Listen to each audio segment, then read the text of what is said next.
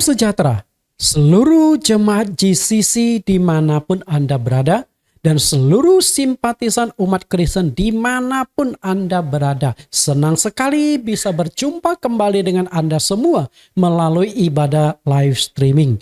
Walaupun kita tidak bertemu secara langsung, tetapi kita bisa bertemu lewat jaringan udara. Hari ini kembali kami akan mengupas tentang kehidupan pernikahan di sesi yang ke-16. Kalau Bapak Ibu mengikuti YouTube kami, ada 15 sesi tentang pernikahan dan ini adalah sesi yang ke-16-nya. Sebelum kita memasuki firman Tuhan, terlebih dulu kita akan mendengarkan pujian penyembahan yang akan disampaikan oleh Bapak Pendeta Jonathan Prawira dengan judul lagu Allah Itu Kasih. Karena ketika kita membahas pernikahan, kita berbicara tentang cinta kasih suami istri. Kita dengarkan pujian ini.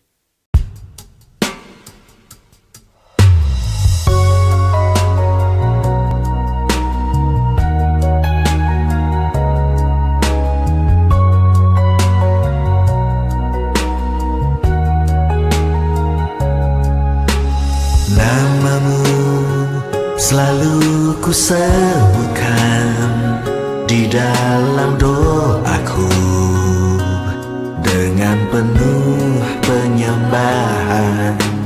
Kasih-Mu senantiasa ku kenang dalam pujianku. Dengan kerinduan ku rindu, dunia pun merasakan kasih yang ku rasakan dari-Mu, Yesus Tuhan. Ku rindu semua yang Kau lakukan, membuat dunia mengerti Kau menunjukkan Allah itu kasih. Apapun pertanyaannya, mengapa Yesus mau datang ke dunia? Mengapa Ia mau menderita bagi kita? Mengapa Ia mau mati menebus dosa kita? Mengapa Ia bangkit dan menjamin kita ke surga? Jawabannya cuma satu, bukan karena kita layak menerimanya, tapi karena Allah itu kasih, dan Dia sangat mengasihi kita. Kasih-Mu senantiasa ku kenang dalam pujianku. Dengan kerinduan ku rindu, dunia pun merasakan kasih yang ku rasakan dari-Mu, Yesus Tuhan. Ku rindu semua yang Kau lakukan, membuat dunia mengerti Kau menunjukkan Allah itu kasih. Oh, ku rindu, dunia pun merasakan kasih yang ku rasakan dari-Mu, Yesus Tuhan. Ku rindu membuat dunia mengerti Kau menunjukkan Allah itu kasih. Kau menunjukkan Allah itu kasih.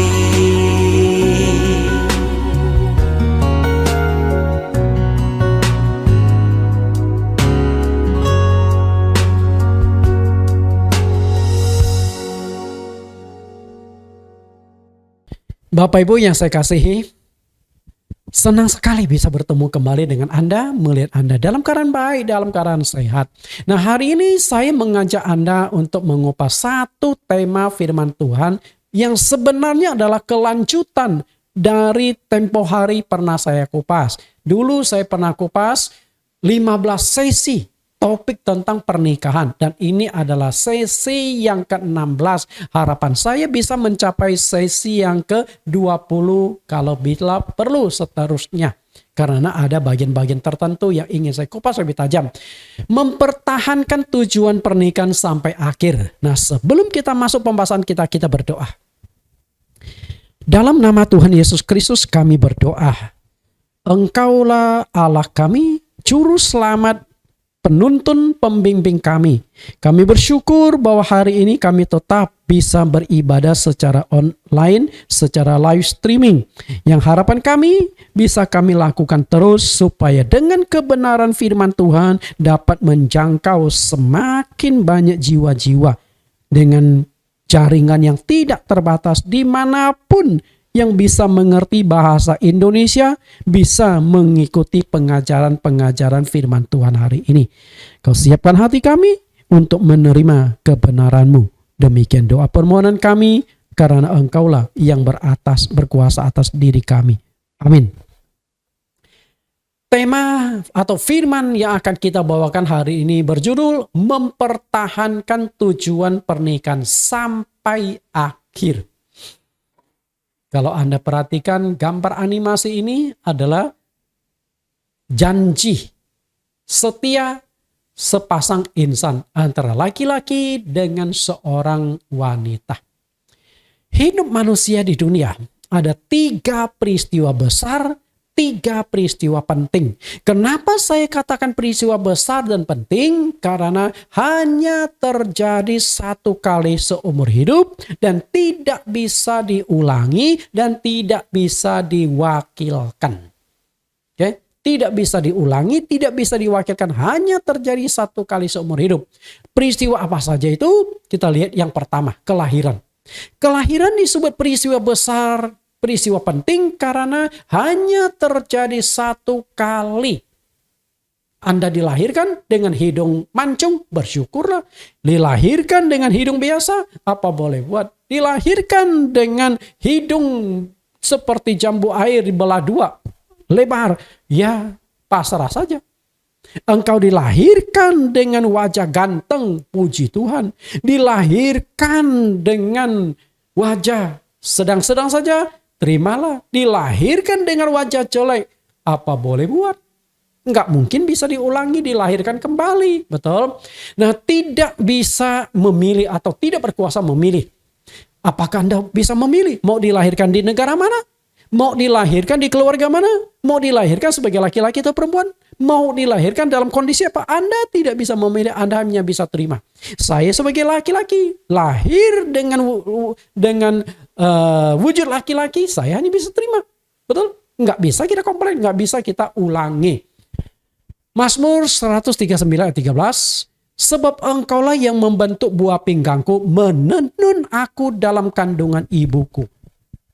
Hari ini, kita bisa lahir ke dunia bukan kehebatan orang tua. Saya katakan ini bukan berarti boleh kita meremehkan orang tua. Tetap kita harus berbakti, menghormati, mengasihi, melayani orang tua. Tapi saya ingin katakan engkau bisa lahir ke dunia bukan kehebatan orang tua. Tapi karena Tuhan menghendaki engkau lahir ke dunia. Kenapa saya katakan bukan orang tua? Kalau kita lahir ke dunia kehebatan orang tua, faktanya banyak orang mandul. Suami istri kepingin punya anak, tapi tidak bisa karena salah satunya mandul. Artinya bukan kuasa mereka. Lalu ada kasus keguguran. Hamil sekian bulan, keguguran. Kalau kehebatan orang tua mesti dia bisa mencegah keguguran. Lalu lahir sebagai laki-laki perempuan. Apakah orang tuanya bisa atur? Bisa tentukan. Lahir dengan wajah seperti apa? Apakah orang tuanya bisa menentukan? Lahir dengan wajah seperti ibunya, atau wajah lahir sebagai ayahnya, atau wajah lahir dengan gabungan? Yang penting bukan wajah tetangga. Bersyukurlah kalau Anda lahir mirip dengan wajah tetangga. Nah, itu yang repot nih. Oke, karena itu kita terima. Lalu yang kedua, kematian.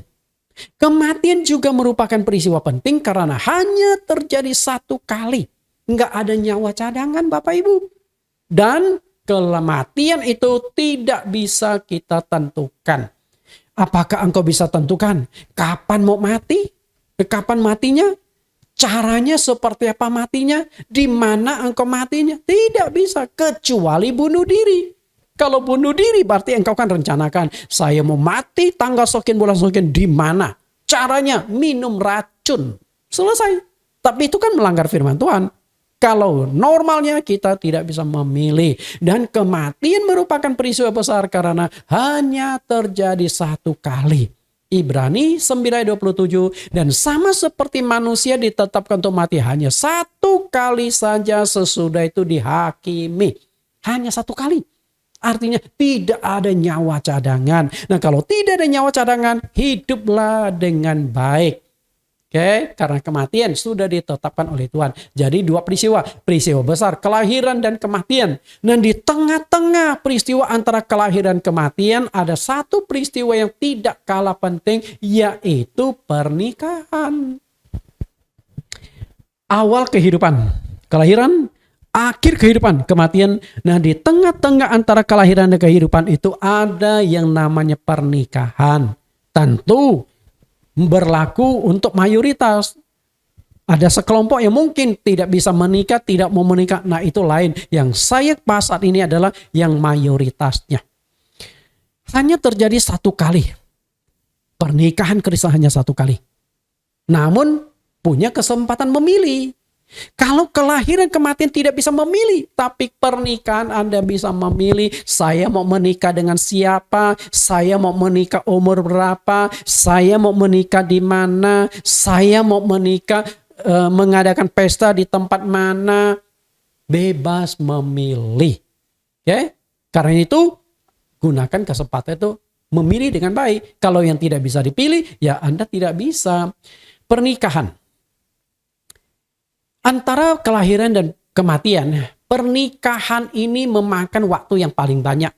Bisa puluhan tahun. Kelahiran hanya berapa lama sih? 1-2 hari juga lahir. Walaupun mengandungnya 9 bulan. Oke, 9 bulan. Tapi waktu lahir kan nggak lama. Kematian itu lebih cepat lagi. Coba deh, berapa lama sih kematian? Coba tahan napas Anda. Tahan napas 5 menit. Saya yakin 5 menit itu Anda sudah berkunang-kunang. Betul? 15 menit Anda kuat tahan? Menahan setengah jam napas Anda pasti sudah ketemu dengan Tuhan di sorga. Oke? Lebih cepat lagi. Nah, kalau pernikahan itu seumur hidup, dari kita menikah sama orang itu sampai mati, itu bisa puluhan tahun. Karena itu, jika puluhan tahun yang engkau jalani pernikahanmu tidak bahagia, betapa sengsaranya hidupmu. Sengsara sekali. Karena itu jangan sampai itu terjadi. Lalu apa itu pernikahan itu? Perintah Allah atau pilihan? Menikah itu perintah Allah atau pilihan kita? Ini dua hanya beda loh. Kita lihat perjanjian lama dengan perjanjian baru. Dalam perjanjian lama, yang namanya menikah itu memang perintah Allah. Perintah. Kita lihat ayatnya. Kejadian 1:27-28. Maka Allah menciptakan manusia itu menurut gambarnya. Menurut gambar Allah diciptakannya dia laki-laki dan perempuan diciptakannya mereka. Ayat 28. Allah memberkati mereka, lalu Allah berfirman kepada mereka, beranak cuculah dan bertambah banyak. Penuhilah bumi dan taklukkanlah itu. Berkuasalah atas ikan-ikan di laut dan burung-burung di udara dan atas segala binatang yang merayap di bumi. Perhatikan di sini Allah menciptakan bumi, lalu menciptakan manusia sepasang. Setelah itu Allah persatukan mereka dan Allah berkata, beranak cucu berkembang biak. Jadi menikah perjanjian lama itu perintah Tuhan supaya manusia bisa berkembang biak. Dan tentunya berkembang biak dalam konteks harus dipersatukan dulu sebagai suami istri. Kalau tidak artinya kan sembarangan kumpul kebo. Oke? Beranak cucu berkembang biak. Lalu bagaimana dengan perjanjian baru? Di perjanjian baru pernikahan itu adalah pilihan. Artinya mau menikah oke, tidak juga tidak. Kita lihat dasar ayatnya 1 Korintus 7 ayat 1-4. Dan sekarang tentang hal-hal yang kamu tuliskan kepadaku adalah baik bagi laki-laki kalau ia tidak kawin. Mengingat bahaya percabulan, baiklah setiap laki-laki mempunyai istrinya sendiri dan setiap perempuan mempunyai suaminya sendiri. Hendaklah suami memenuhi kewajibannya terhadap istrinya, demikian pula istrinya terhadap suaminya. Istri tidak berkuasa atas tubuhnya sendiri tetapi suaminya. Demikian pula suami tidak berkuasa atas tubuhnya sendiri tetapi istrinya. Perhatikan yang saya cetak warna merah dan diberi garis bawah. Adalah baik bagi laki-laki kalau ia tidak kawin. Oke, kalau tidak kawin lebih memang baik. Artinya Paulus kasih kesempatan. Kamu milih tidak mau nikah, gak apa-apa. Oke, tapi mengingat bahaya percabulan, lebih baik kayak kawin. Engkau nafsunya besar nggak? Kalau nafsunya kecil, nggak mau nikah. Oke. Kalau nafsumu besar, harus menikah. Daripada kau jatuh dalam dosa perzinahan. Nah itu maksud Paulus. Artinya pilihan. Pilihan sesuai dengan kondisi kita. Kalau kita kuat menahan nafsu, nggak mau menikah, ya oke-oke saja. Tapi kalau nggak kuat menahan nafsu, Anda harus menikah. Masih di Korintus. Pasal 7 ayat 36 sampai 38. Tetapi jikalau seorang menyangka bahwa ia tidak berlaku wajar terhadap gadisnya, jika gadisnya itu telah bertambah tua dan ia benar-benar merasa bahwa mereka harus kawin, baiklah mereka kawin kalau ia menghendakinya. Hal itu bukanlah dosa. Jika Anda berteman dengan lawan jenis nih, si gadis, berteman 1 tahun, 2 tahun, dia belum mengajukan mau menikah, ya udah. Sampai kalau dia berkata, kita berteman saja, kita nggak menikah, nggak apa-apa. Tapi hati-hati, jangan berhubungan badan. Kalau berhubungan badan, engkau sudah masuk di dalam percabulan, perzinahan. Oke? Karena itu, kalau memang menghendaki, ya menikah, nggak salah. Ayat 37, tetapi kalau ada seorang yang tidak dipaksa untuk berbuat demikian, benar-benar yakin dalam hatinya dan benar-benar menguasai kemauannya. Menguasai kemauan itu keinginan hawa nafsu dan sebagainya ya. Telah mengambil keputusan untuk kawin dengan gadisnya, ia berbuat baik. Ayat 38, perhatikan baik-baik kuncinya. Jadi orang yang kawin dengan gadisnya berbuat baik. Dan orang yang tidak kawin dengan gadisnya berbuat lebih baik. Lebih baik. Artinya kalau mengingat zaman sekarang lebih baik gak usah menikah. Karena menikah konflik cerai. Menikah konflik cerai. Itu yang terjadi. Karena itu kalau engkau mau menikah, engkau harus bisa mempertahankan pernikahan itu sampai akhir. Karena Tuhan tidak suka terjadinya perceraian. Dan kalau engkau sudah terjadi perceraian, engkau harus berusaha untuk bersatu kembali. Karena Tuhan menghendaki engkau tetap punya pasangan. Jangan hidup di dalam dosa. Oke, kita lihat. Orang yang kawin dengan gadisnya berbuat baik. Artinya engkau menikah bukan dosa. Engkau menikah baik. Oke, baik. Bermanfaat. Tapi kalau engkau menikah lebih baik. Karena Paulus ingin menghindari kita dari konflik keluarga, dari penderitaan jasmani, dari berbagai macam masalah-masalah yang berkaitan dengan kehidupan suami istri. Kecuali kalau engkau yakin benar-benar mantap ingin menikah, ingin punya istri, ingin punya suami, silakan. Maksud Paulus itu seperti itu. Pernikahan, tujuan. Tadi saya sudah tanya, menikah itu perintah Allah atau tujuan atau pilihan? Perjanjian lama, perintah, perjanjian baru, pilihan. Nah, Anda yang sedang menonton khotbah saya hari ini, menikah adalah pilihan. Lalu Anda memilih menikah. Saya tahu mungkin yang menonton ini belum punya pasangan, ya, atau Anda sudah menikah. Siapapun Anda harus mengerti tujuan pernikahan. Kalau tidak mengerti tujuan pernikahan, maka engkau tidak akan memperoleh apa-apa dalam pernikahanmu. Anda memilih untuk menikah itu bukan dosa. Tentu hal itu berkenan di hadapan Tuhan dan Tuhan juga akan berkati. Karena kalau sudah menikah kan butuh uang. Tuhan akan berkati, mencukupkan, butuh rumah, anak, keturunan, perlu uang, Tuhan akan berkati. Tetapi Anda harus mengerti dengan jelas mengapa Anda memilih untuk menikah. Jadi jangan sampai engkau menikah, setelah nikah, gua ngapain dulu nikah ya? Kalau tahu gitu saya nyesel nggak mau nikah, itu nggak boleh. Berarti Anda belum mengerti tujuan pernikahan, asal nikah saja. Itu tidak bagus. Makanya hari ini yang belum menikah, saya ingatkan tujuan pernikahan. Dan yang sudah menikah, saya akan tekankan ulang tujuan pernikahan. Supaya engkau bisa mempertahankan sampai akhir. Apapun yang kita lakukan di dunia ini pasti punya tujuan. Pasti punya tujuan apapun itu.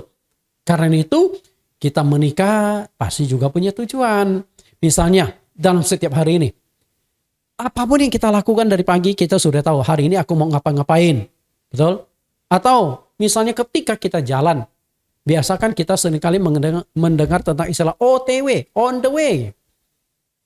On the way. Ketika engkau pegang kunci kendaraan, engkau kan sudah tahu kemana saya harus pergi.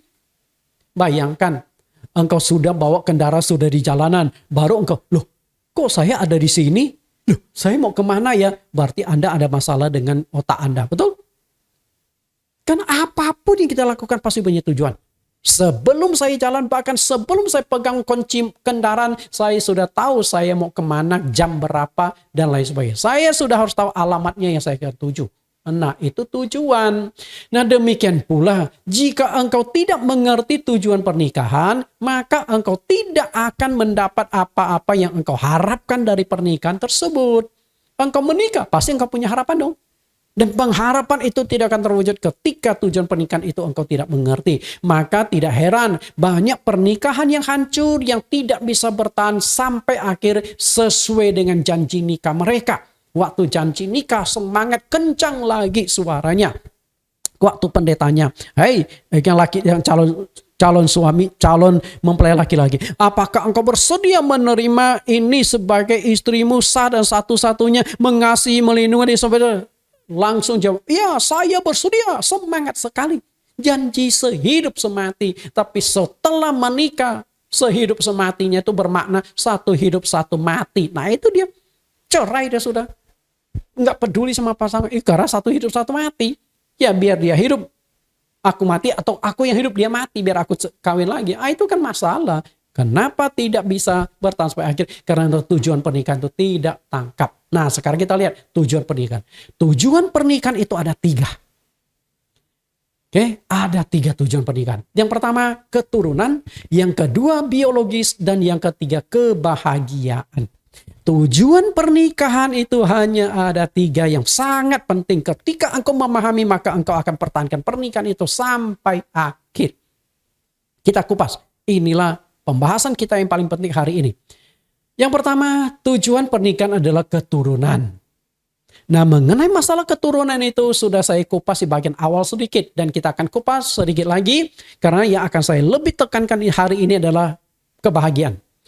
Allah memberkati Adam dan Hawa sebagai suami istri dengan harapan agar mereka menghasilkan keturunan. Nah, ini ayat sudah kita baca tadi. Saya tidak baca ulang ya. Kita lihat penekanannya. Allah memberkati mereka, lalu Allah berfirman kepada mereka, beranak cuculah dan bertambah banyak, penuhilah bumi. Jadi tujuan Allah menyatukan Adam dan Hawa menjadi suami istri adalah agar mereka berkembang biak. Dan hasilnya adalah dari Adam dan Hawa berkembang biak sampai hari ini penduduk bumi 8 sekian miliar. 8,5 miliar. Kan luar biasa tuh. Jadi keturunan Adam dan Hawa dari sejak Kain dibunuh lalu Tuhan gantikan menjadi Set. Oke, sampai hari ini ada Kain dan Set. Sampai hari ini kira-kira sudah berapa puluh miliar? Sekarang saja 8 miliar lebih. Apalagi yang sudah mati dan sebagainya. Dari zaman Adam sampai sekarang sudah puluhan miliar. Bayangkan dari 2 orang berkembang biak menjadi puluhan miliar. Karena selain menciptakan Adam dan Hawa, Allah tidak menciptakan orang lain lagi. Itu dicatatkan di dalam Kisah Rasul pasal 17 ayat 26. Hanya dari 1 orang saja ia telah menjadikan segala bangsa, suku bangsa untuk mendiami muka bumi dan seterusnya. Melalui perkawinan, Allah menghendaki manusia itu menghasilkan keturunan. Karena itu pernah ada kasus Allah membunuh seorang laki-laki gara-gara dia tidak mau memberikan keturunan kepada kakaknya yang meninggal atau kepada iparnya. Nah inilah yang disebut dengan kawin ipar. Kejadian 38 ayat 8-10. Lalu berkatalah Yehuda kepada Onan, hampirilah istri kakakmu itu, kawinlah dengan dia sebagai ganti kakakmu dan bangkitkanlah keturunan baginya. Zaman dulu itu ada yang istilah kawin ipar. Kawin ipar itu adalah misalnya saya menikah dengan istri saya. Sampai suatu saat saya kemudian meninggal. Apakah kecelakaan atau musibah? Nah, tinggal istri saya. Dan istri saya belum punya anak dari saya. Lalu adik saya yang laki-laki wajib menikahi atau tidur dengan istri saya. Nanti istri saya mengandung, anaknya itu bukan anak dari dengan anak dari adik saya, tapi tetap anak saya. Anak adik saya itu hanya dipinjam, oke, untuk menghasilkan keturunan bagi saya. Sehingga marganya adalah saya punya anak keturunan. Nah, itu disebut kawin ipar. Dan kawin ipar itu berlaku di bangsa Israel. Nah, tapi si Onan tahu kalau gua tidur dengan kakak ipar gua, nanti anaknya bukan anakku, tapi anak kakak iparku dan anak dari abangku. Aku sudah, nanti kalau lahir aku harus capek-capek membesarkannya, sedangkan aku punya anak sendiri. Akhirnya dia nggak mau enaknya tidak mau enaknya, yang tidak enaknya dia tidak mau nikmatnya, yang tidak nikmatnya dia tolak. Akhirnya dia tetap berhubungan badan dengan kakak iparnya, tapi setiap kali berhubungan dia buang maninya. Dia nggak mau keluarkan di dalam rahim kakak iparnya. Kita lihat ayat 3, ayat 9. Tetapi Onan tahu bahwa bukan ia yang mempunyai keturunan nanti. Sebab itu setiap kali ia menghampiri istri kakaknya itu, ia membiarkan maninya terbuang supaya ia jangan memberi keturunan kepada kakaknya. Ayat 10, tetapi yang dilakukan itu adalah jahat di mata Tuhan, maka Tuhan membunuh dia juga. Jadi Tuhan membunuh si Onan ini gara-gara dia membuang spermanya. Jadi ya Tuhan permasalahkan bukan masalah kata Onan jadi Onani ini. Okay? Tapi yang Tuhan tekankan di sini adalah tanggung jawab menghasilkan keturunan itu dia tidak lakukan. Jadi tujuan pernikahan, tujuan hubungan badan, Allah menghendaki ada keturunan yang dihasilkan. Lalu bagaimana zaman sekarang? Lalu Anda ambil keputusan, saya nggak mau punya anak. Nah, kembali lagi zaman sekarang mungkin sudah menjadi pilihan. Tentu karena sudah banyak beranak cucu berkembang biak zaman sekarang itu sudah banyak anak-anak. Namun keturunan yang dikehendaki Allah adalah keturunan kudus, yaitu melalui pernikahan kudus. Allah memang menghendaki keturunan, tapi keturunan harus dalam wujud pernikahan yang sah. Maleakhi 2:15. Bukankah Allah yang esa menjadikan mereka daging dan roh? Dan apakah yang dikehendaki kesatuan itu? Keturunan ilahi. Jadi jagalah dirimu, janganlah orang tidak setia terhadap istri pada masa mudanya.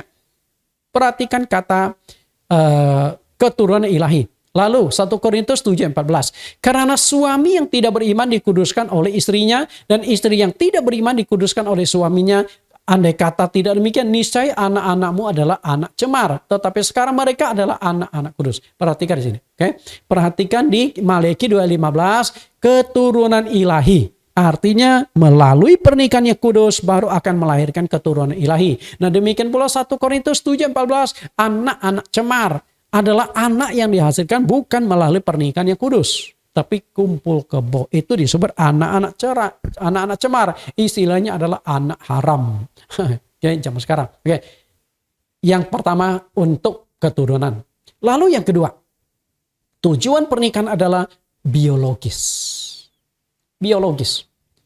Nafsu biologis adalah ciptaan Tuhan. Ciptaan Tuhan.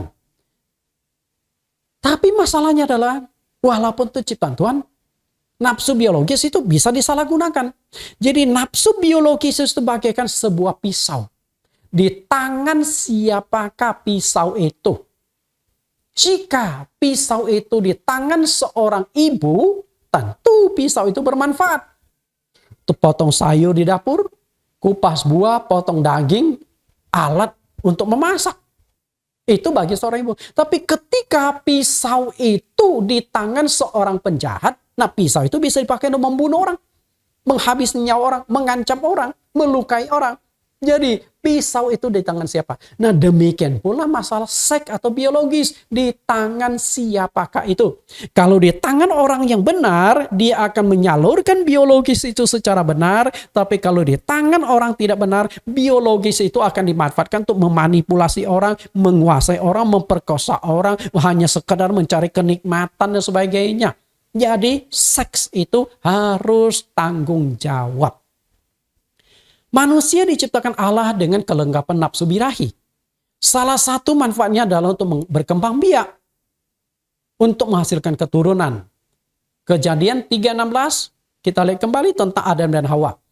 Firman-Nya kepada perempuan itu, kepada Hawa, susah payahmu waktu mengandung akan kubuat sangat banyak. Dengan kesakitan engkau akan melahirkan anakmu, namun engkau akan berahi kepada suamimu dan ia akan berkuasa atasmu. Perhatikan kata ini, engkau akan berahi kepada suamimu. Engkau akan timbul keinginan untuk berhubungan badan.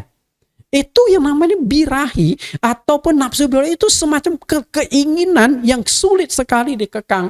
Ibarat itu kalau kita lapar, kalau lagi lapar harus kita makan, betul nggak? Keinginan itu lapar. Nah demikian pula biologis, memang ada keinginan.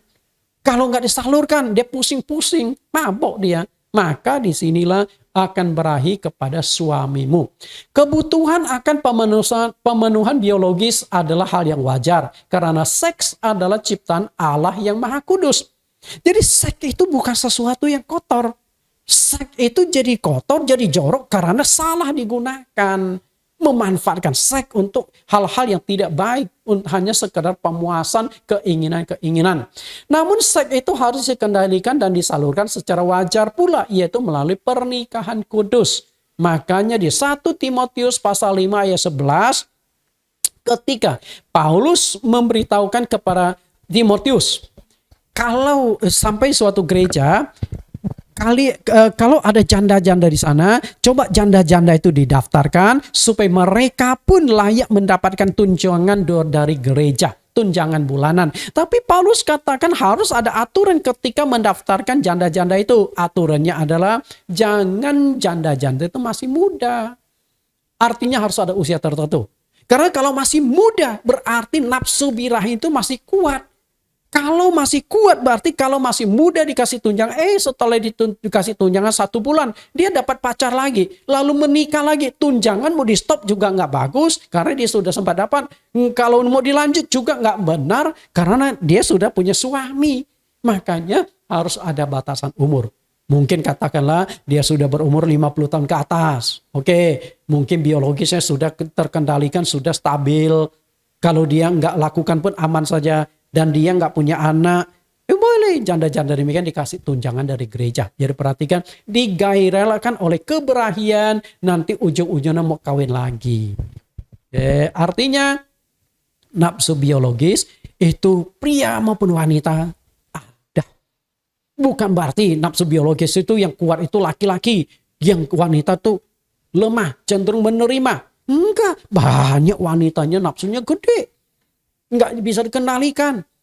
Contoh yang Alkitab salah satunya adalah Tante Potifar. Betul? Nafsunya gede tuh. Makanya dia mau perkosa si Yusuf. Bukan kebalikannya Yusuf mau perkosa Potifar. Enggak. Tante Potifar. Enggak. Tapi dia. Kita lihat yang masalah nafsu ini. Menguasai nafsu biologis tidak semudah yang Anda bayangkan.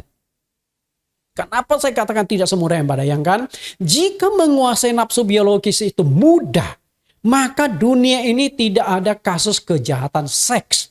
Tidak ada istilah perkosaan, pelecehan, perselingkuhan. Nggak ada. Karena ujung-ujungnya kan hubungan badan. Betul nggak? Seks. Apakah kata para pemerkosa itu tidak tahu bahwa tindakan akan mengakibatkan dirinya di penjara bertahun-tahun? Kalau ketangkap bisa terbukti bisa 15 tahun penjara pemerkosa. Dan kita belakangan juga mendengar hal-hal yang menyedihkan. Banyak tokoh-tokoh agama. Itu bisa terjadi pendeta, itu bisa terjadi para ustaz-ustaz atau kiai-kiai atau pemimpin agama-agama lainnya. Mereka berhubungan badan dengan umatnya. Bahkan ada yang lakukan perkosaan. Mungkin ada ingat kasus di Surabaya, di mana ada seorang pendeta memperkosa anak di bawah umur. Di Kalimantan juga, seorang pendeta perkosa jemaatnya. Bukan hanya itu, anaknya pun lakukan. Jadi bapak anak memperkosa seorang gadis. Itu pada keluarga pendeta. Pendeta sama anaknya. Itu kan kacau Bapak Ibu. Kenapa? Karena tidak berkuasa menguasai keinginan itu. Apakah mereka yang melakukan perkosaan itu tidak tahu ujung-ujungnya hukum? Mereka tahu. Mereka tahu. Bahkan mereka itu pendeta atau mereka itu kiai, ustadz, semua tokoh agama bisa terjadi karena tidak ada yang mempan. terhadap masalah yang satu ini. Jadi seks itu nggak mudah dikendalikan. Jika seks itu mudah, hanya nikmat sekejap sengsara selamanya. Hanya berapa lama sih engkau berhubungan badan? Setengah jam? Setelah setengah jam, 15 tahun engkau akan masuk ke dalam penjara. Kalau bisa memilih, memilih menguasai keinginan atau masuk penjara, semua orang juga kepingin memilih menguasai. Tapi kan nggak berkuasa. Setan kemudian bekerja. Kata si setan, wah itu boleh itu.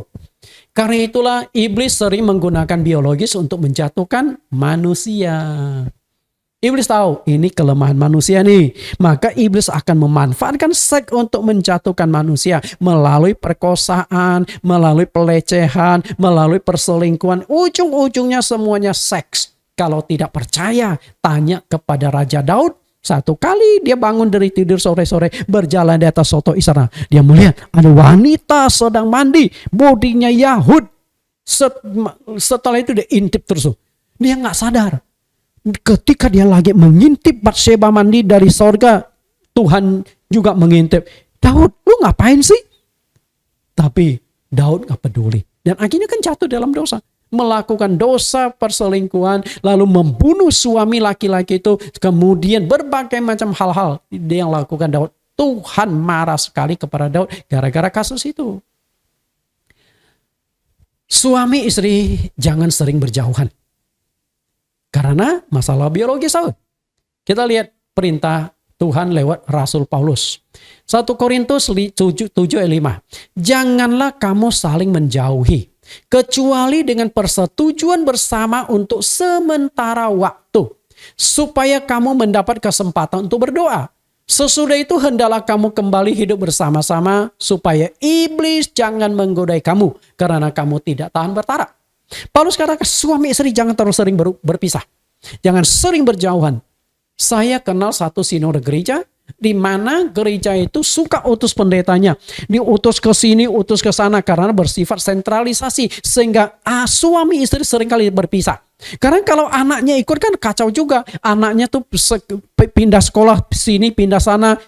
Kalau anaknya cepat beradaptasi nggak masalah, istrinya cepat beradaptasi di mana-mana tidak masalah. Kalau tidak sanggup beradaptasi, akhirnya kan suaminya hanya dijadikan cuti. Sebulan cuti berapa hari, nanti selesai cuti, tugas lagi, cuti lagi, tugas lagi. Seringkali keluarga demikian, kalau tidak kuat hancur. Kalau tidak kuat suaminya hancur atau istrinya hancur. Karena itulah sebenarnya gereja itu tidak boleh lakukan itu, memisahkan suami istri. Kalau mereka tidak mau pisah, hanya dipertegas, engkau tetap menjadi pendeta. Kalau tetap menjadi pendeta, maka engkau harus bawa pasanganmu. Tidak boleh bisa dengan pasangan. Nah itu harus ada aturan Bapak Ibu yang saya kasih. Kenapa demikian? Karena iblis menggodai kamu. Yang jatuh dalam dosa bisa pendetanya, bisa istri pendetanya. Ujung-ujungnya adalah hancur. Keluarganya hancur. Karena iblis tahu. Apalagi kalau engkau seorang pendeta yang berpotensi. Maka kalau bukan kamu yang dihancurkan oleh iblis. Maka keluargamu yang istrimu akan dihancurkan iblis. Kalau bukan istrimu dihancurkan iblis. Maka anak-anakmu yang akan dihancurkan oleh iblis. Jadi ketika keluarganya sudah berantakan. Kita khotbah, kita pelayanan sehebat apapun. Sudah tidak ada kekuatan. Karena itulah iblis pintar, sangat pintar menggunakan kelemahan orang. Ketika berbicara tentang biologis, ada 3 level biologis pada diri manusia. Level yang paling rendah itu adalah low. Low. Yang low ini seminggu sekali masih aman-aman. Misalnya suami istri, seminggu sekali masih aman. Yang low ini. Bahkan 2 minggu sekali masih aman. Sebulan sekali juga masih oke kali ya. Kalau low sama low. Tapi ada level yang kedua adalah medium. Medium itu artinya kalau seminggu 2-3 kali oke, cocok lah. Oke. Nah yang paling bahaya itu adalah yang high. Oke, yang high ini. Artinya dalam 1 hari kadang-kala bisa melakukan beberapa kali. Oke. Pagi sekali, siang sekali lagi. Sore sekali lagi, malam sekali lagi. Kerjanya itu saja. Kenapa? Karena dia juga susah menguasai. Banyak itu yang disebut dengan hypersex. Dan khusus mereka yang hypersex, Paulus tuliskan 1 ayat Alkitab. 1 Korintus 7 ayat 9. Tetapi kalau mereka tidak dapat menguasai diri, baiklah mereka kawin. Sebab lebih baik kawin daripada hangus karena hawa nafsu. Hangus tuh karena hawa nafsu. Karena itu yang haid ini jangan jadi pastor. Pasti engkau bermasalah. Yang haid ini harus kawin. Engkau tidak boleh hidup sendiri. Baik laki-laki maupun perempuan. Karena yang namanya haid ini, yang hiperseks ini, bisa terjadi laki-laki, bisa terjadi perempuan. Ya, tidak ada alasan laki-laki, perempuan enggak ada. Nah yang kasih itu ada dalam pernikahan, yang low ketemu haid. Yang low ini ada enggak ada atau jarang nggak apa-apa. Tapi yang haid lah, maka terjadilah pemaksaan. Kalau yang low ketemu low masih aman. Low ketemu medium masih oke. Kemudian medium ketemu high masih oke. Kalau yang high ketemu low, suaminya high, istrinya low atau sebaliknya, itu keluarga itu pasti sering kali bermasalah dalam hal biologis. Karena itu kadangkala harus memahami hal seperti ini. Tapi tentu tidak boleh istilah coba dulu baru beli. Nggak boleh. Makanya pernikahan itu tidak semudah yang Anda bayangkan. Hak dan kewajiban biologis suami istri. Haknya adalah mendapatkan biologis dari pasanganmu. Kewajibannya adalah memenuhi biologis untuk pasanganmu. Karena ini adalah firman Tuhan. Lihat kembali 1 Korintus 7 ayat 1-2. Dan sekarang tentang hal-hal yang kamu tuliskan kepadaku adalah baik laki-laki kalau ia tidak kawin. Tetapi mengingat bahaya percabulan, baiklah setiap laki-laki mempunyai istrinya sendiri dan setiap perempuan mempunyai suaminya sendiri. Ayat 3. Hendaklah suami memenuhi kewajibannya terhadap istrinya. Demikian pula istri terhadap suaminya. Artinya suami wajib memberikan nafkah batin kepada istri. Istri wajib memberikan nafkah batin kepada suami. Ayat 4. Istri tidak berkuasa atas tubuhnya sendiri tetapi suaminya. Demikian pula suami tidak berkuasa atas tubuhnya sendiri tetapi istrinya. Kenapa demikian? Karena pernikahan dua menjadi satu. Tubuh istri adalah tubuh suami adalah tubuh istri. Karena itu kewajiban suami istri harus dijalankan. Maka tidak boleh sering pisah. Suami istri harus selalu bersama dan melakukan hubungan. Ya terserah. Kalau Anda seminggu sekali oke, dua-duanya oke. Seminggu 3 kali oke, mau setiap hari juga oke kalau dua-duanya cocok. Dua-duanya boleh. Nggak ada tuntutan, nggak ada paksaan. Oke, itu masalahnya. Makanya saya katakan kasihan. Kalau yang low ketemunya high. Kalau yang high ketemunya high, aman. Betul? Lalu yang terakhir. Tujuan menikah adalah untuk mendapatkan kebahagiaan. Ini penting. Tujuan pernikahan. Setiap pasangan yang menikah pasti berharap bahagia dalam pernikahan mereka. Bahkan sebelum mereka menikah, berbagai macam impian sudah mereka gantungkan. Nanti kita bulan madu kemana ya? Nanti menikah, setelah kita nikah mau gini gitu ya? Banyak impian-impian dan harapan. Boleh dikatakan 1001 impian sudah mereka harapkan sejak dari masa pacaran. Dan impian-impian tersebut diwujudkan ketika mereka dipersatukan dalam pernikahan. Dengan harapan, setelah mereka menikah, apa yang mereka rindukan dalam membentuk satu keluarga kecil, keluarga yang harmonis, keluarga yang diliputi dengan cinta kasih. Itu harapan. Namun, membangun sebuah pernikahan yang bahagia tidak semudah yang Anda bayangkan. Harapan sih boleh, tapi tidak semudah yang Anda bayangkan. Pernikahan adalah menyatukan dua orang yang berbeda. Sangat-sangat berbeda. Karena prinsip pernikahan itu adalah dua menjadi satu. Kejadian 2 ayat 24. Sebab itu seorang laki-laki akan meninggalkan ayahnya dan ibunya dan bersatu dengan istrinya sehingga keduanya menjadi satu daging. Perhatikan, keduanya menjadi satu daging. Pernikahan itu adalah kesatuan. Dua menjadi satu. Nah, dua menjadi satu ini tidak mudah dipersatukan. Karena masing-masing itu memiliki perbedaan-perbedaan. Jenis kelamin saja sudah beda. Kalau jenis kelaminnya sama, itu bukan suami istri, tapi pasangan LGBT. Yang namanya pasangan suami istri, laki-laki dan perempuan, jenis kelaminnya sesudah beda. Kalau yang tidak beda dengan jenis kelamin, pedang main pedang, betul? Karena itu melanggar firman Tuhan. Kita lihat apa saja yang perlu disatukan, sifat pasangan. Dari kecil keluarga ini sudah punya pembentukan karakter sifat dari kedua orang tua. Lingkungan, tempat di mana mereka tinggal. Ada yang perkataannya kasar, ada yang berkata tuh halus, ada yang banyak ngomong. Kalau ketemu keluarga yang banyak ngomong, ya memang kalau lahir dari keluarga banyak ngomong, percayalah akan juga banyak ngomong. Tapi lahir dari keluarga yang sedikit ngomong, tapi ngomongannya bermakna dan tidak marah-marah, teriak-teriak. Nah, akan terbentuk juga pola seperti itu. Kemudian hobi pasangan, yang satunya mancing, yang satu berenang hobi, akan beda-beda. Untuk dipersatukan itu tidak mudah. Bicara hobi. Kemudian kebiasaan pasangan Anda. Misalnya tidur. Ngorok enggak? Nah ini kan enggak bisa coba dulu baru beli. Anda baru akan tahu pasanganmu bisa ngorok atau tidak ketika engkau tidur bersama. Kecuali kalau engkau sudah tidur duluan bersama dengan pasangan. Lain cerita. Kalau hanya tidur-tidur ayam, misalnya waktu pacaran, capek di mobil hanya bersandaran. Kalau itu pun sampai terjadi ngorok, siap-siap saja. Kan nggak akan ketahuan. Satu kali saya menangani pernikahan di Banjarmasin.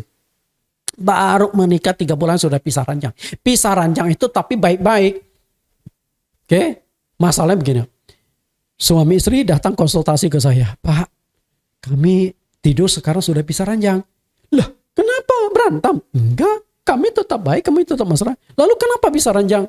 Lalu istrinya ngomong, begini Pak. Saya itu kalau tidur ada suara berisik sedikit saja. Saya nggak bisa tidur. Nah ternyata setelah nikah suami saya tukang ngorok. Waduh 3 bulan tuh sengsara saya Pak. Makanya lihat saya agak pucat. Saya pikir tuh kasihan kan. Nah akhirnya dia sama suaminya runding. Lalu disepakati. Suami istri. Kalau mereka mau berhubungan badan, ya udah hubungan badan. Setelah itu suaminya tinggal di kamar utama, istrinya pindah kamar. Siang ya tetap hidup sebagai suami istri lagi, hanya untuk numpang tidur. Kasian kan, kasian. Nah ini kan nggak bisa diketahui. Kebiasaan itu nggak bisa diketahui setelah nikah baru ketahuan. Nah gimana tuh menyelesaikan? Saya juga bingung. Kalau ada obat untuk membuang kebiasaan dengkur, nah mungkin bisa diobati. Tapi kan sulit cari obat apa. Nah akhirnya paling kita kasih petunjuk. Oke, coba kamu tes. Misalnya suamimu waktu ngorok, apakah mungkin lehernya ketekuk. Coba pelan-pelan dibetulkan lehernya supaya tegak lagi. Siapa tahu hilang ngoroknya. Nah memang pernah dicoba, tapi nggak begitu banyak menolong.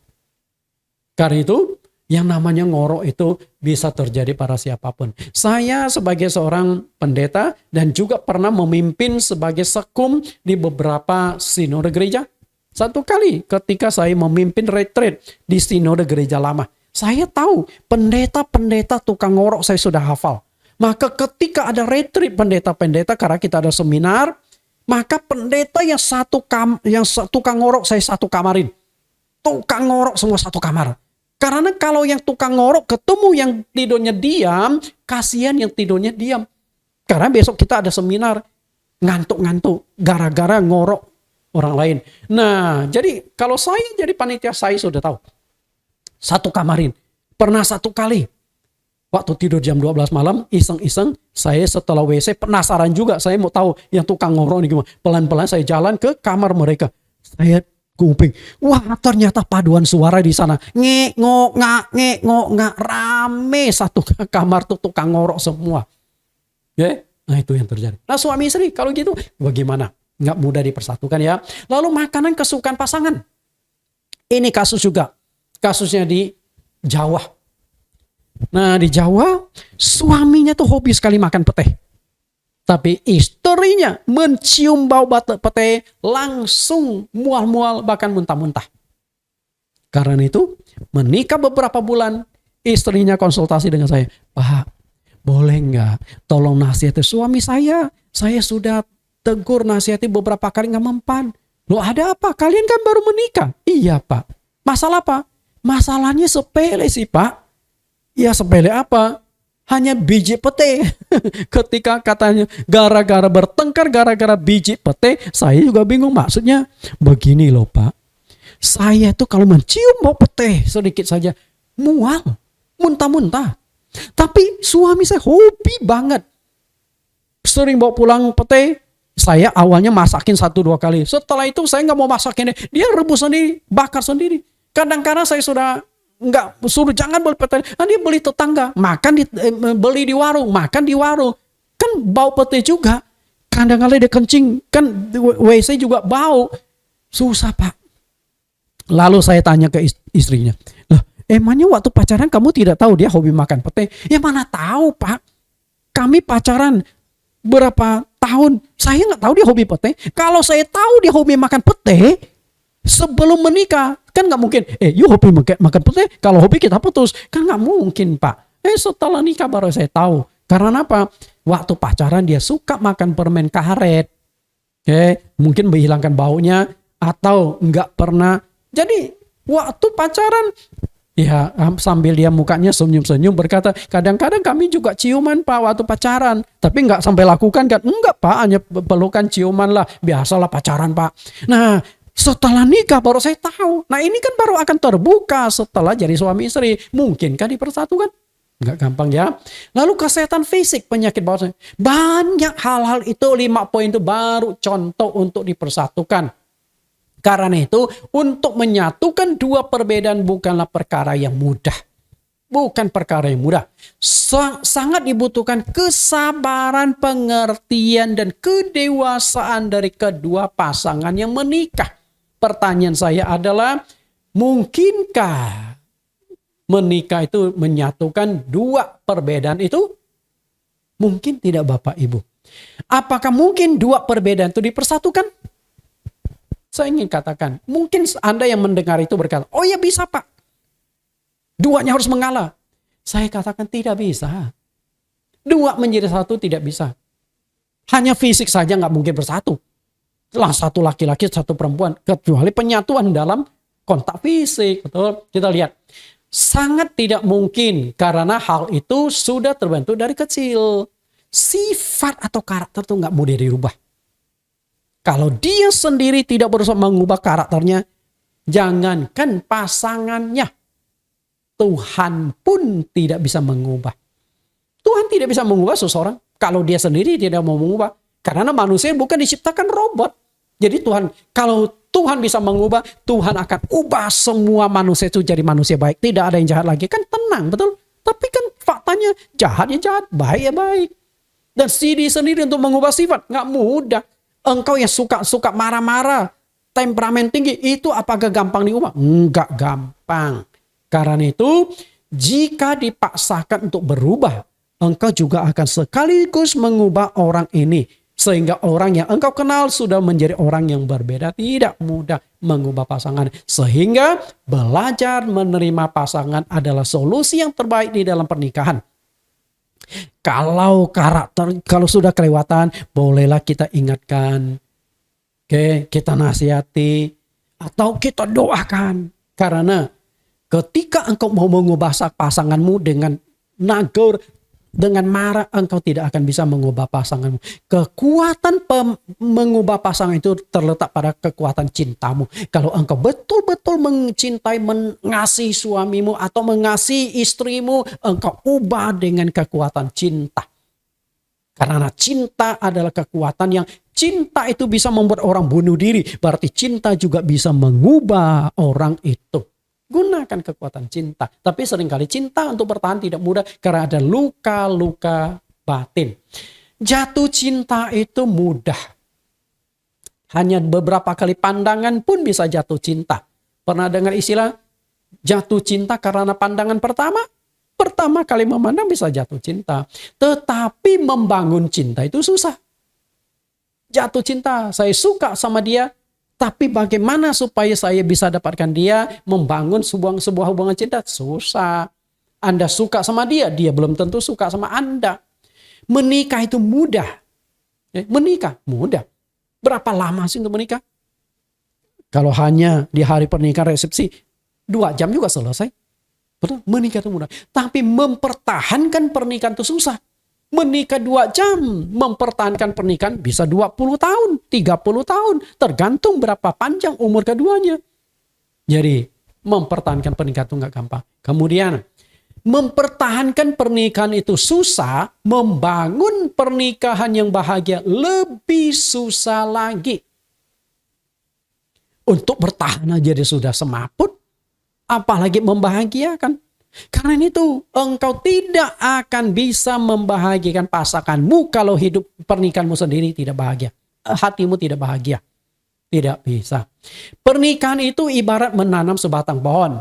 Anda jangan berharap bisa menikmati buah dari pohon itu jika engkau tidak merawat bersama-sama dengan sepenuh hati. Inilah pohon cinta. Bagaimana cara merawat? Disiram dengan air. Siraman air itu sumber kehidupan. Karena itu yang namanya disiram dengan air. Pernah nggak engkau memberikan pujian kepada pasanganmu? Thank you ya love. Terima kasih pasanganmu. Pernah? Atau menghargai dia. Wah kamu tuh luar biasa. Masakan kamu tuh enak. Itu kan disiram dengan air. Jangan disiram pakai bensin. Masakku enak nggak? Nggak enak. Buang saja. Itu disiram dengan bensin, bukan disiram dengan air. Kemudian dibersihkan dari ulat, hama, dan sebagainya. Ulat dan hama itu apa? Sifat, karakter, kebiasaan yang buruk. Itu harus pelan-pelan dihilangkan. Karena konflik itu penyebab pasanganmu tidak bisa terima. Dan dirawat dan diberi pupuk. Dirawat, diberi pupuk. Kadang-kadang antara suami istri harus seringkali punya waktu bersama. Tinggalkan pekerjaan, tinggalkan anak, sekali-kali jalan, sekali-kali liburan berduaan. Atau kadang-kadang sekali-kali kasih bingkisan kecil untuk pasanganmu. Di hari ulang tahunnya kasih kado. Nah itu kan dirawat, dipupuk. Kalau tidak akan bertahan. Suami istri, apa yang Anda lihat di gambar ini? Coba Bapak Ibu yang sedang menonton khotbah saya ini, kira-kira apa yang ada di gambar ini? Bisa tebak? Kira-kira apa ini gambar ini? Oke. Ada yang bisa, ada yang tidak. Saya yakin mayoritas tidak bisa menebak. Lihat gambar ini apa? Kebahagiaan pernikahan itu bukan hasil perjuangan seorang diri. Bukan seorang diri. Kalau engkau ingin mendapatkan kebahagiaan, mati-matian engkau berjuang, tapi pasanganmu sudah tidak mau, masa bodoh, engkau akan capek sendiri. Kebahagiaan dalam pernikahan adalah hasil perjuangan dari 2 insan yang telah dipersatukan, yaitu suami istri. Suami harus punya usaha, istri harus punya usaha, saling membahagiakan. Lihat gambar ini. Ternyata gambar ini adalah, ini dia. Gambar 2 ekor ikan yang membentuk simbol cinta. Simbol jantung hati. Artinya adalah, mungkinkah seekor ikan dapat membentuk simbol cinta kasih? Mungkin nggak? Tidak akan bisa. Nah coba saya tutup nih. Sebelahnya saya tutup. Nah apa yang Anda saksikan dari gambar ini? Ikan itu akan membentur tembok.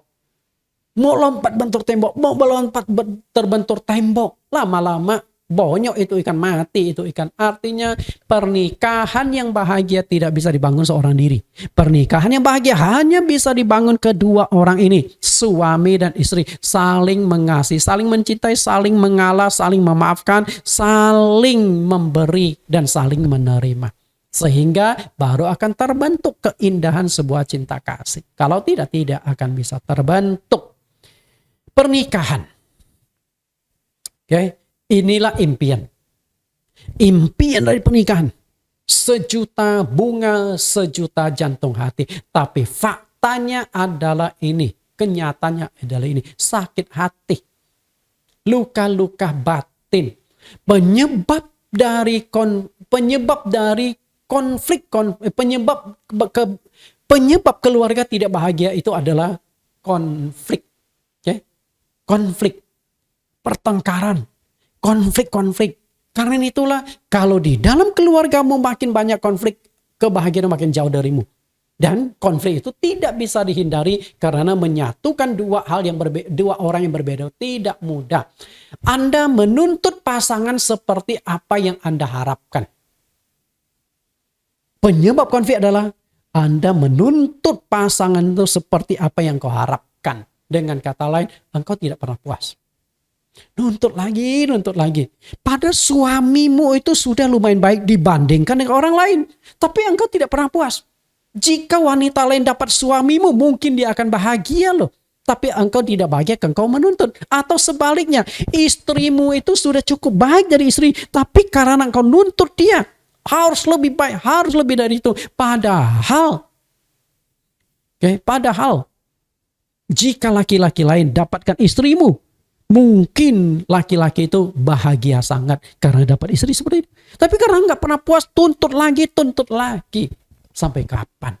Atau engkau berusaha mengubah pasangan hidupmu dan seperti yang engkau inginkan. Menuntut pasangan berubah. Pokoknya engkau harus. Kalau wanita itu sudah kata pokoknya, itu sudah repot. Apapun yang kita ucapkan, pokoknya. Harus ikut mau kemauan dia. Nah, setiap konflik itu pasti melahirkan kekerasan. Maka ada yang namanya kekerasan fisik dan ada yang namanya kekerasan verbal. Apa perbedaannya? Kekerasan fisik. Kekerasan fisik adalah melakukan pemukulan terhadap tubuh pasangan. Bisa dipukul, bisa ditonjok, bisa ditampar, bisa dicubit, intinya melukai, menyakiti badan dari pasangan hidup. Itu kekerasan fisik. Nah, ini bisa divisum. Dicubit sama pasangannya biru. Ditonjok sama pasangannya biru nih. Ditusuk luka nih. Nah, itu bisa divisum. Mungkin suatu saat Anda ketika lagi masalah dengan pasanganmu, engkau sudah tidak lagi mau acuh. Nah, itu jadi alat bukti. Sedangkan kekerasan verbal, karena tidak bisa divisum, maka kasus ini banyak terjadi tanpa disadari. Dengan perkataan melukai pasanganmu, terjadilah yang namanya luka batin.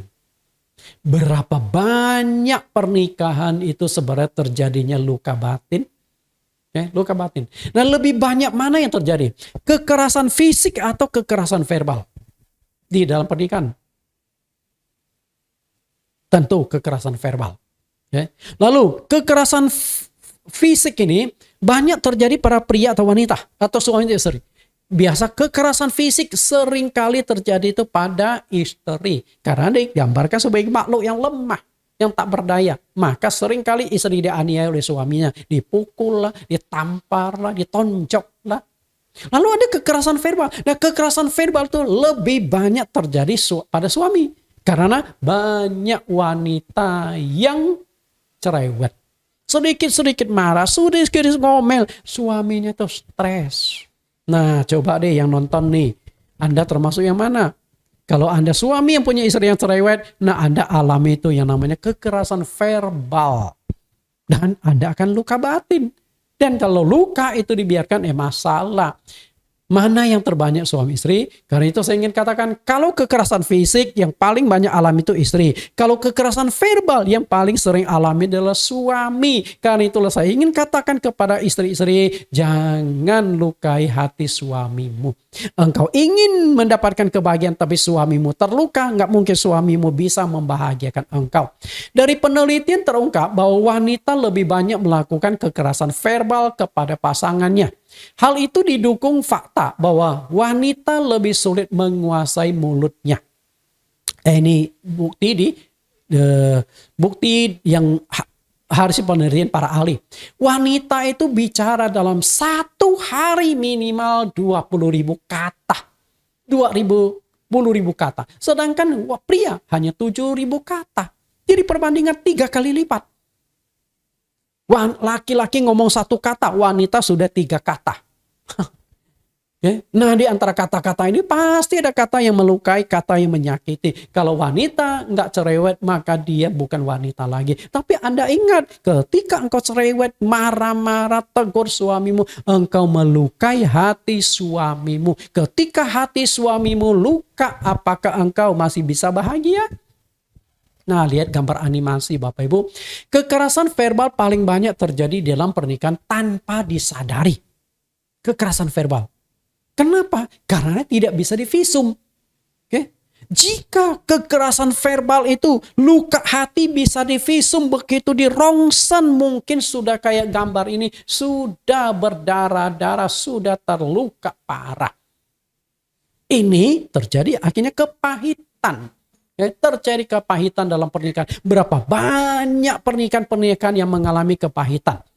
Dan itu mematikan cinta kasih. Ketika hati pasanganmu terluka, jangan engkau berharap engkau bisa bahagia. Karena pasanganmu sudah apatis, sudah masak bodoh, sudah menjaga jarak denganmu. Karena itu jangan sekali-kali lukai hati pasangan. Tapi masalah banyak wanita seringkali lakukan itu tanpa mereka sadari. Suami dimaki-maki, suami dibentak-bentak, sedikit-sedikit ngomel. Nah itu. Dampak dari kekerasan verbal adalah seperti ini. Suami istri sudah pisah. Walaupun masih tinggal satu rumah, tapi hati mereka sudah tidak satu lagi. Suami-suami, istri-istri. Memang masih satu rumah, masih satu ranjang. Tapi suami istri sudah terpisah hati mereka, sudah terbelah hati mereka. Sudah masa bodoh. Jika dibiarkan suatu saat akan terjadi yang namanya perselingkuhan. Yang namanya perselingkuhan itu bukan terjadi spontan. Tapi itu adalah ditumpuk-tumpuk sampai pasanganmu, bisa laki-laki, bisa perempuan, hilang perasaan sama pasangannya. Kalau masih ada cinta, dia nggak akan selingkuh. Tapi karena sudah nggak ada cinta, sudah hambar, maka dia selingkuh. Apalagi selingkuhannya itu, waduh, memberikan harapan, memberikan hal enak-enak, manis-manis. Dan perselingkuhan itu bisa terjadi pada pria maupun pada wanita. Ketika perselingkuhan itu makin parah, terjadilah yang namanya perceraian. Ketika perselingkuhan itu pasti melukai dan konflik. Dan konflik itu bisa melahirkan kekerasan fisik. Dari perselingkuhan bisa terjadi pukul-pukulan, bisa terjadi pembunuhan. Akibatnya ujung-ujungnya perceraian. Ketika engkau sering melakukan kekerasan pada pasanganmu, baik verbal maupun non-verbal, kebahagiaan apa yang engkau harapkan dari pasanganmu? Tidak mungkin. Dia sendiri tidak bahagia menikah dengan engkau. Bertahan saja dia mungkin hanya untuk menghindari perceraian. Bagaimana dia bisa membahagiakanmu? Tidak mungkin seorang suami atau seorang istri bisa membahagiakan pasangannya ketika hidupnya sendiri tidak bahagia. Yang paling penting adalah kalau dia bahagia, baru dia bisa membahagiakan pasangan. Karena itu banyak teknik yang salah dalam kehidupan suami istri. Istri menyakiti suami, tapi istri berharap suami bisa membahagiakan dia. Suami menyakiti hati istri, dan dia berharap istri bisa membahagiakan dia. Nonsen, jangan bermimpi yang demikian. Kalau engkau ingin berbahagia, bahagiakan pasanganmu. Okay? Jika engkau tidak ingin dilukai pasanganmu, jangan lukai hati pasanganmu. Jika engkau ingin dicintai, cintailah pasanganmu. Matius 7 ayat 12. Segala sesuatu yang kamu kehendaki supaya orang perbuat kepadamu, perbuat demikian juga kepada mereka. Itulah isi seluruh hukum Taurat dan kitab para nabi. Itu kuncinya. Apapun yang engkau harapkan dari pasanganmu, engkau sudah lakukan untuk dia atau belum. Kalau engkau belum lakukan untuk pasanganmu, jangan engkau menuntut, jangan engkau berharap. Karena harapanmu akan sia-sia, harapanmu akan kosong. Karena itulah ketentuan firman Tuhan. Kalau engkau ingin dicintai, cintailah pasanganmu. Kalau engkau ingin dibahagiakan, bahagiakan pasanganmu. Banyak pasangan suami istri walaupun masih tinggal satu rumah tetapi sudah tidak satu hati lagi. Sudah masa bodoh terhadap pasangannya, sudah tidak peduli dan sudah mulai menjaga jarak. Sudah jarang ngomong, sudah masing-masing sibuk sendiri dan itu sudah tanda-tanda yang berbahaya. Karena itu janganlah kan manusia. Jangankan pasanganmu, Tuhan saja bisa marah ketika engkau melakukan keserasan verbal kepada pasanganmu. Karena itu ada penghakiman khusus dalam perkataan. Okay? Penghakiman. Maka di Matius pasal 12 ayat 36-37 Tuhan Yesus katakan, perkataan sia-sia yang kamu ucapkan harus dipertanggungjawabkan. Apalagi kalau perkataanmu melukai pasangan hidupmu, lebih harus dipertanggungjawabkan. Karena perkataan itu ada kekuatan. Perkataan itu bisa melukai. Perkataan itu tajam. Kata-kata itu luar biasa. Semakin tinggi posisi seseorang, semakin tajam perkataannya. Perkataan dari seorang RT berpengaruh pada satu RT. Perkataan dari seorang lurah berpengaruh pada satu kelurahan. Perkataan dari seorang gubernur berkuasa mempengaruhi satu gubernur. Perkataan presiden mempengaruhi seluruh negara. Ketika presiden berkata kita perang, negara itu perang terjadi. Sama juga Putin sama presiden Ukraina. Okay? Ketika presiden Putin berkata oke, kita stop berperang, selesai. Sama juga Zelensky berkata, kita berdamai. Nah, kan selesai. Perkataan presiden berpengaruh pada satu negara. Karena itu, kalau kata sia-sia saja Tuhan minta pertanggungjawaban, apalagi engkau punya kalimat kata-kata menyakiti pasanganmu, engkau harus bertanggung jawab. Karena itulah di dalam Alkitab, seorang wanita itu Paulus katakan tidak boleh memerintah laki-laki. Okay. Jika memerintah laki-laki saja tidak boleh, apalagi engkau membentak, marah, maki pasangan hidupmu. Kenapa ayat ini saya munculkan? Karena tadi saya sudah katakan wanita lebih banyak melakukan kekerasan verbal kepada pasangan hidupnya. Kalau engkau ingin bahagia, singkirkan semuanya itu.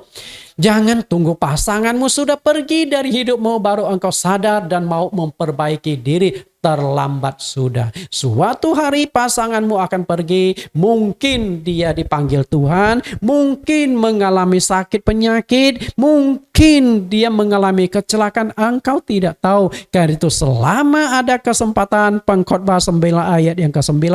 Nikmatilah hidup dengan istri yang kau kasih. Seumur hidupmu yang sia-sia yang dikaruniakan Tuhan kepadamu di bawah matahari. Karena itulah kebahagiaanmu dalam hidup dan dalam usaha yang engkau lakukan dengan jerih payah di bawah matahari. Selama ada kesempatan, cintailah pasanganmu. Selama ada kesempatan, bahagiakanlah pasanganmu. Selama ada kesempatan, kasihilah pasanganmu. Selama ada kesempatan, berikanlah sesuatu yang terbaik untuk pasanganmu. Dan niscaya engkau akan menerima kembali. Karena apapun yang kau lakukan kepada orang lain, ingin engkau lakukan, lakukanlah kepada orang lain. Tuhan Yesus memberkati. Kita tundukkan kepala.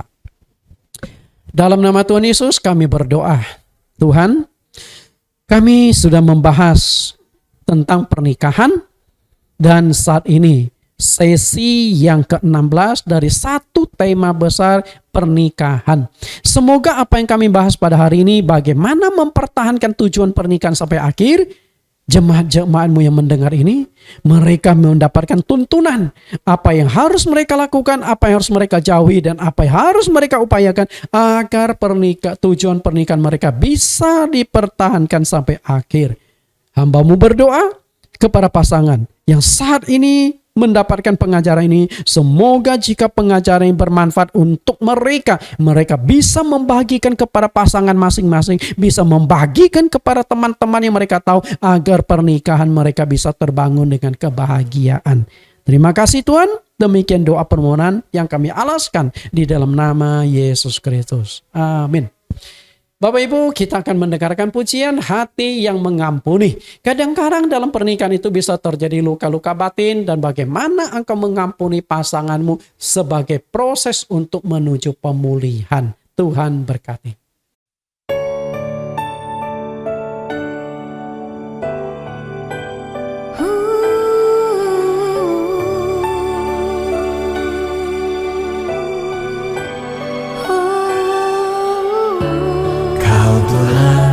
Memahami hati yang tersakiti, Kau Tuhan paling mengerti cara memulihkanku lagi. Tuhan, beriku hati yang mengampuni, seperti Kau pun telah mengampuniku. Saat ku menunjukkan hati yang mengasihi, kebaikan-Mu semakin ku alami.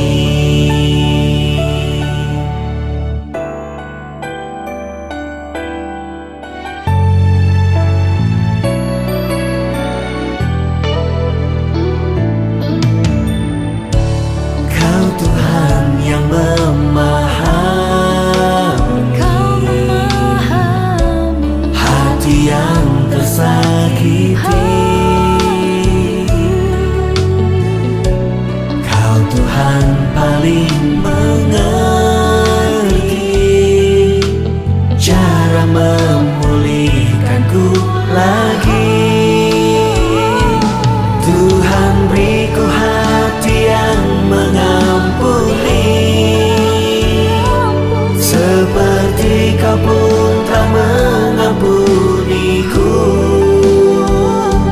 Saat ku menunjukkan hati yang mengasihi, kebaikan-Mu semakin ku alami. Ketika Tuhan meminta kita mengampuni, bukan berarti Dia tidak akan membela kita, tetapi justru berarti Tuhan mau hati kita tidak terhalangi oleh apapun untuk dapat melihat dan menerima kebaikan-kebaikan yang telah Tuhan sediakan bagi kehidupan kita.